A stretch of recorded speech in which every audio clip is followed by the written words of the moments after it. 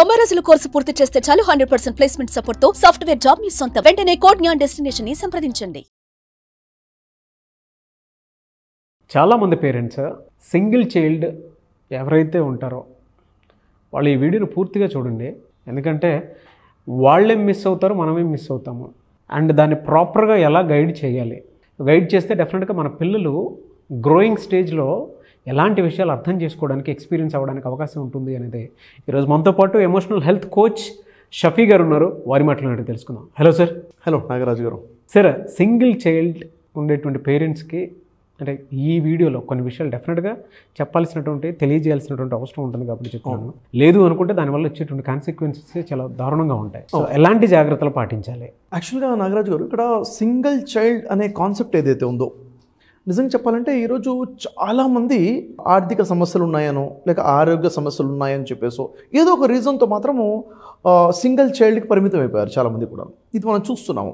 ఇంకా చెప్పాలంటే కొన్ని సంవత్సరాల ముందు నుంచి, ఒక 30 years బిఫోర్, 25 years బిఫోర్ ఆలోచించినట్లయితే మేమిద్దరము మాకిద్దరం అనే స్లోగన్ వినపడేది.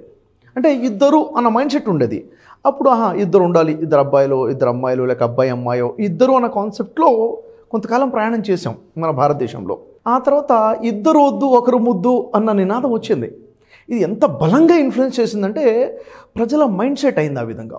అంటే ఇప్పుడు ఒకరు ముద్దు, ఒకరే ముద్దు, ఇద్దరు వద్దు అని, రెండు వద్దు. ఎందుకు వద్దు అంటే ఒకరిని బాగా చూసుకుంటే చాలే, వారికి న్యాయం చేస్తే సరిపోతుందిలే, ఈరోజు పెరుగుతున్న ఖర్చుల్ని దృష్టిలో పెట్టుకొని న్యాయం చేయాలంటే ఒకరుంటే చాలే అన్న ఆలోచనలో ఒక మైండ్ సెట్ వచ్చేసింది దాదాపుగా.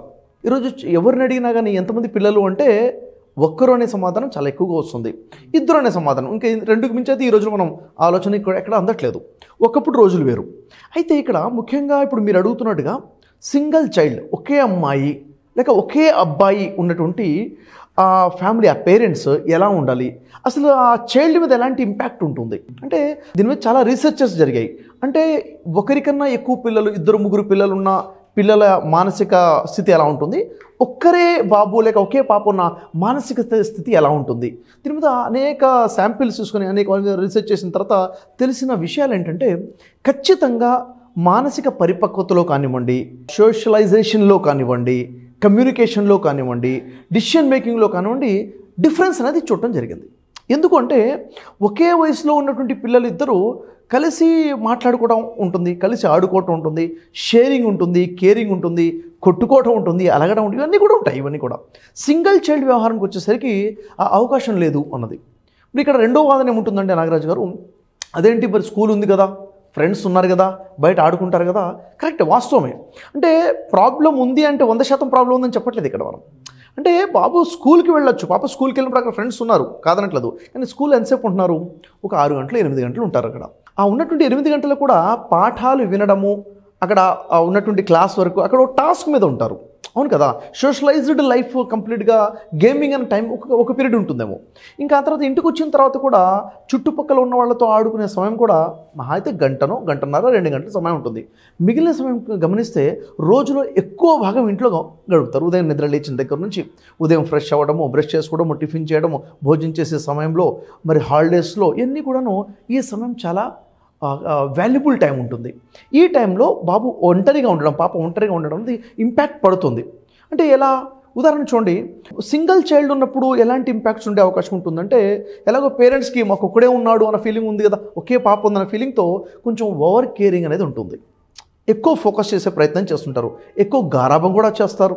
అవునా లేదా? అంటే తనకి అవసరం, ఒక వస్తువుకి అవసరం రాకముందే అందించే ప్రయత్నం చేస్తారు, ఆకలి వేయకముందే భోజనం పెట్టే ప్రయత్నం చేస్తారు. అవునా లేదా? అంటే కంప్లీట్గా ప్యాంపరింగ్ అనేది ఒకటి ఉంటుంది. ఈ ప్యాంపరింగ్ వల్ల పేరెంట్స్ పిల్లవాడికి సహాయం చేస్తున్నారా, నష్టం చేస్తున్నారా అన్నది ఆలోచిస్తే ఒక రకంగా చెప్పాలంటే నష్టమే చేస్తున్నారని చెప్పాలి. ఓవర్ ప్యాంపరింగ్ వల్ల లాసే అవుతుంది. మేము కేర్ చేస్తున్నాం అన్న ఫీలింగ్లో ఉంటారు. కేర్ చేయడం కాదు, అక్కడ వాళ్ళకి ఒక ఇండివిజువాలిటీ మిస్ అవుతుంది, ఒక ఫ్రీడమ్ అనేది మిస్ అవుతుంది. అది మనం గమనించాలి. ఉదాహరణ చూడండి, ఓ పిల్లవాడు ఏదైనా పని చేయాలి అనుకున్నప్పుడు పని చేసే ప్రయత్నములో పడతాడు, లేస్తాడు, ఏదో చేస్తాడు, నేర్చుకుంటాడు.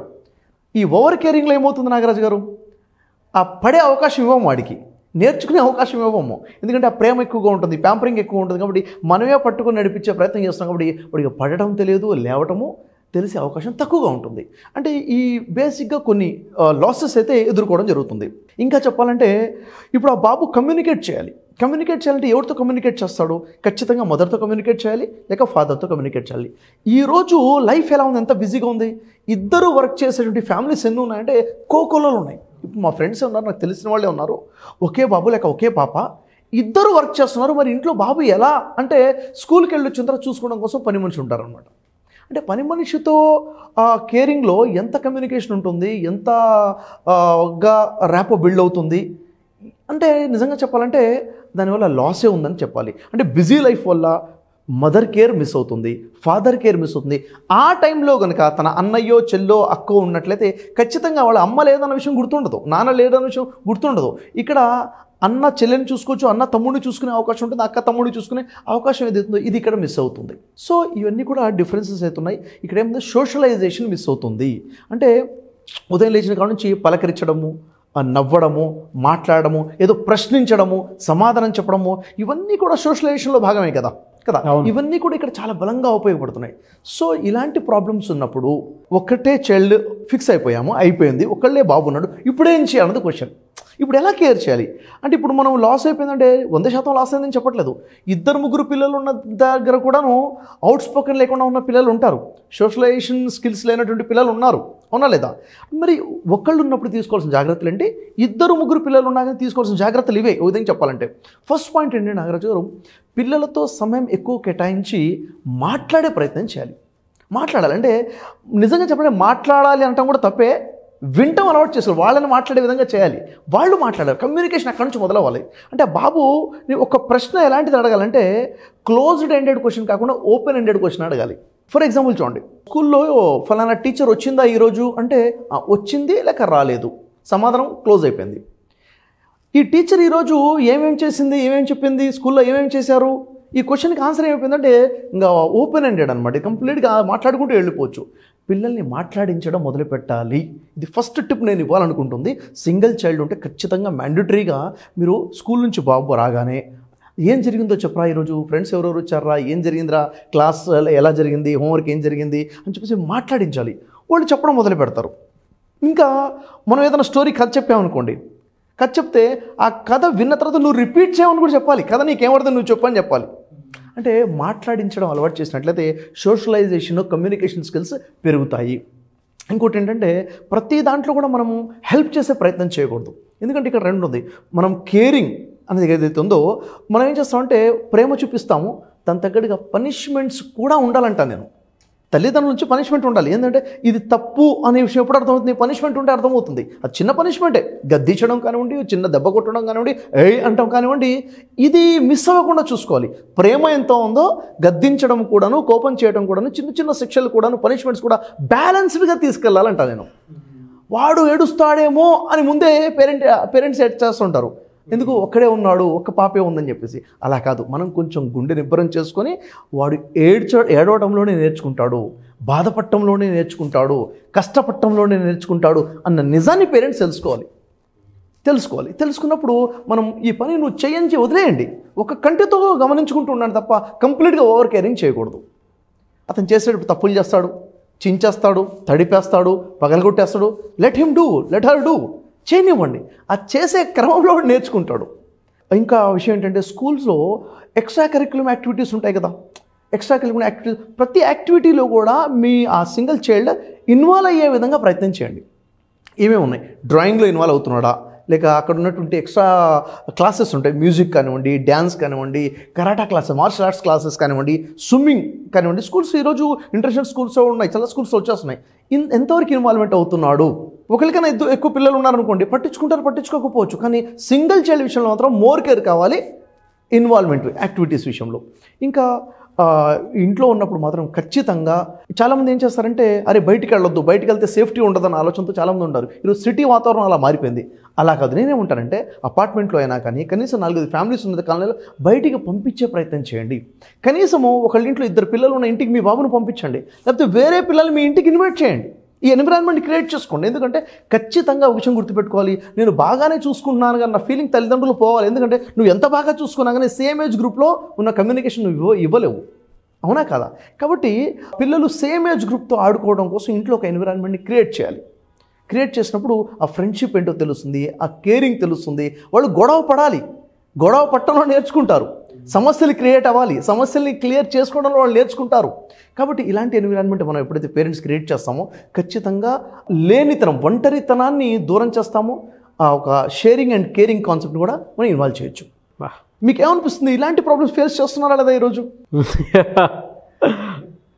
ఫేస్ చేస్తున్నారు సార్, చాలామంది ఫేస్ చేస్తున్నారు. కాకపోతే ఇక్కడ నిజంగా ఏంటంటే నాగరాజు గారు, ఇగ్నోర్ చేయడం కనుక మనం చేస్తే పిల్లలు ఇంట్రావర్డ్గా మారిపోతారు. సింగిల్ చైల్డ్కి ఎక్కువ అవకాశం ఉంది, ఇంట్రావర్డ్గా మారిపోయే అవకాశం ఉంటుంది. ఇంట్రావర్డ్గా అవ్వకుండా ఉండాలంటే ఖచ్చితంగా మదర్ రెస్పాన్సిబిలిటీస్ మదర్ తీసుకోవాలి, ఫాదర్ రెస్పాన్సిబిలిటీ ఫాదర్ తీసుకోవాలి. ఎవరో ఒకళ్ళ రెస్పాన్సిబిలిటీ సింగిల్ చైల్డ్ విషయంలో సరిపోదు. అది 2-3 పిల్లలు ఉన్నారనుకోండి, ఎవరో ఒకళ్ళు కేర్ చేసినా కానీ మిగిలినది టేక్ కేర్ అయిపోతుంది ఆటోమేటిక్గా. వాడే నేర్చుకుంటాడు, అన్నయ్యని చూసి నేర్చుకుంటాడు, తమ్ముడికి టీచ్ చేస్తూ ఉంటాడు. ఇవన్నీ కూడా జరుగుతుంటాయి అన్నమాట. కాబట్టి గొడవ పడడము, అపార్థం అవ్వడము, మళ్ళీ అర్థం చేసుకోవడము, అడ్జస్ట్ అవ్వడము, త్యాగం చేయడము, ఇవన్నీ కూడా ఒకడు ఉన్నప్పుడే ఉంటుంది. ఇప్పుడు అమ్మ నాన్న ఒక్కడే చేయాలనుకోండి, వీడు ఏ విషయంలో త్యాగం చేస్తాడు చెప్పండి? ఇంకా త్యాగం చేసే అవకాశం లేదు కదా. వాళ్ళే వీడికి చాక్లెట్లు ఇస్తారు, వాడే వీడికి ఆటబొమ్మలు ఇస్తారు, ఇతను ఇచ్చేది ఏం లేదు అక్కడ. కాబట్టి ఇలాంటిది రావాలంటే ఫ్రెండ్ సర్కిల్ క్రియేట్ చేసి వాళ్ళకి ఇష్టమైంది నువ్వు ఇవ్వడం మొదలుపెట్టు అని చెప్పాలి. గివింగ్ అలవాటు చేయాలి. ఈ ఆటబొమ్మ వాడు నచ్చింది కదా నువ్వు ఇవ్వు అని చెప్పాలి. ఆ ఇవ్వడం ఏదైతే ఉందో అక్కడ అలవాటు అవుతుంది. నాకు ఇష్టమైంది నేను ఇస్తున్నాను. ఇది లైఫ్ స్కిలే కదా. అది ఎదిగిన తర్వాత కావాల్సింది వైఫ్ అండ్ హస్బెండ్లో కావాల్సింది ఏంటిది? అండర్స్టాండింగే, సర్దుకుపోవడమే. అది ఎక్కడి నుంచి రావాలి? 2 అన్నదమ్ముల మధ్య రావాలి. లేదు, నో ప్రాబ్లం, ఫ్రెండ్స్తో అవి అలవాటుని తీసుకొచ్చి క్రియేట్ చేయండి. కాబట్టి మా పిల్లల్ని మేము చూసుకుంటాం, మేము సరిపోతామన్న ఆలోచన కొంచెం పక్కన పెట్టి ఆ ఏజ్ గ్రూప్ని ఒకటి క్రియేట్ చేసే ప్రయత్నం చేస్తే ఖచ్చితంగా ప్రాబ్లమ్ని ఓవర్కమ్ చేయవచ్చు అన్నది ఒక క్లారిటీ మనకి కూడా వస్తుంది. అనేక రీసెర్చెస్ చేసిన తర్వాత వాళ్ళకి తెలిసింది ఏంటంటే గ్రూప్ని క్రియేట్ చేయండి అన్న సొల్యూషన్ ఇవ్వడం జరిగింది. Fantastic and great information. నిజంగా చాలామంది ఓన్గా క్వశ్చన్ చేసుకుంటారు, నేను ఎక్కడున్నాను, మీరు చెప్పిన పాయింట్లో నేను ఎక్కడున్నానని చెప్పేసి చెప్పాను. లేరా అంటే డాట్స్ కనెక్ట్ చేస్తే అన్ని దాంట్లోనూ ఉంటాము. ఎందుకంటే ఫుల్ ఫ్లెడ్జ్డ్గా వాళ్ళు ఎక్స్పెక్ట్ చేసేది, లేదంటే మనం వాళ్ళ దగ్గర నుంచి ఎక్స్పెక్ట్ చేసేది, లేదా వాళ్ళు ఏమనుకుంటున్నారని దాని మీద మాత్రం ఆన్సర్ ఉండదు మనకి. అవును. అయితే ఇంకా చాలా విషయాల్లో నాగరాజు గారు, ఇప్పుడు సింగిల్ చైల్డ్ అని కానివ్వండి, మోర్ కానివ్వండి, వాళ్ళు సోషలైజేషన్లో ప్రాబ్లం ఫేస్ చేస్తున్నారు అంటే మాత్రము స్పెషల్ కేర్ తీసుకోవాలి. టీచర్స్తో మీటింగ్ చేయాలి, ప్రాబ్లం ఎక్కడో ఐడెంటిఫై చేసి స్పెషల్గా వాళ్ళకి సపోర్ట్ చేయాలి. చాలామందికి థెరపీస్ అవసరం ఉంటుంది నాగరాజు గారు. అవుట్ స్పోకెన్ లేని పిల్లలు చాలామంది ఉంటున్నారు వీళ్ళు, ఇంట్రావర్డ్గా ఉన్నవాళ్ళు. వాళ్ళు బయటికి రావాలంటే అసలు ఎందుకు అవుట్ స్పోకెన్గా వెళ్ళారో తెలుసుకొని ఆ ప్రాబ్లమ్ని క్లియర్ చేస్తే వాళ్ళని అవుట్ స్పోకెన్గా తీసుకురావచ్చు, ఇన్ఫీరియారిటీ నుంచి బయటికి తీసుకురావచ్చు పిల్లల్ని. True sir. Sir, thank you so much Shafi గారు. థ్యాంక్ యూ అండి. ఎలా సార్ అంటే జనరల్గా అడుగుతూ ఉన్నాను, ఇటువంటి సిచ్యువేషన్స్లో పిల్లలు ఈ వాతావరణంలో పెరుగుతున్నారంటే చాలా భయాందోళనగా ఉంటుంది. అవును. అటువంటి వాళ్ళకి పర్సనల్గా మీ దగ్గర ఆన్లైన్ కోర్సెస్ ఏమైనా ఉన్నాయా?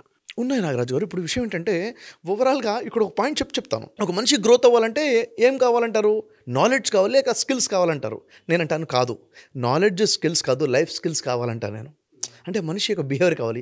ఈ లైఫ్ స్కిల్స్ని డిజైన్ చేస్తేనే మనిషిని డిజైన్ చేయొచ్చు. అందుకే లైఫ్ స్కిల్స్ గురించి మన దగ్గర అద్భుతమైన ఆన్లైన్ కోర్సెస్ ఉన్నాయి నాగరాజు గారు. దీనికి ఏంటంటే 12 hours ఒక వర్క్షాప్ డిజైన్ చేశాను. ఎందుకంటే పేరెంట్స్ చెప్పని చాలా విషయాలు, స్కూల్లో టీచర్స్ చెప్పినట్టు అనేక విషయాలు ఉన్నాయి పిల్లల జీవితానికి తెలియాల్సినటువంటి, వాటి మీద డిజైన్ చేసాము. ఇవి ప్రతి పేరెంట్ కూడా ఈ వర్క్షాప్ తీసుకొని పిల్లలకు చూపించాలి, వాళ్ళు కూడా చూడాలి. సో ఎవరైనా ఎన్రోల్ చేసుకోవచ్చు, ఎప్పుడైనా అప్రోచ్ అవ్వచ్చండి మిమ్మల్ని? ఎస్ నాగరాజు గారు, ఇదేంటంటే ఆన్లైన్లో ఉంది, రికార్డెడ్ సెషన్. అది ఎప్పుడైనా కానీ వాళ్ళు ఈ యాక్సెస్ తీసుకోవచ్చు, ఎన్రోల్ చేసుకోవచ్చు, వాళ్ళు చూడాలి. 1-4 సార్లు ఈ వర్క్షాప్ చూడాలి. ఎందుకంటే పిల్లల జీవితానికి కావాల్సింది లైఫ్ స్కిల్స్. ఇలాంటి కోర్సెస్ ఖచ్చితంగా యూజ్ అవుతాయి మనకి. Yes, thank you so much Shafi గారు. థ్యాంక్ యూ అండి.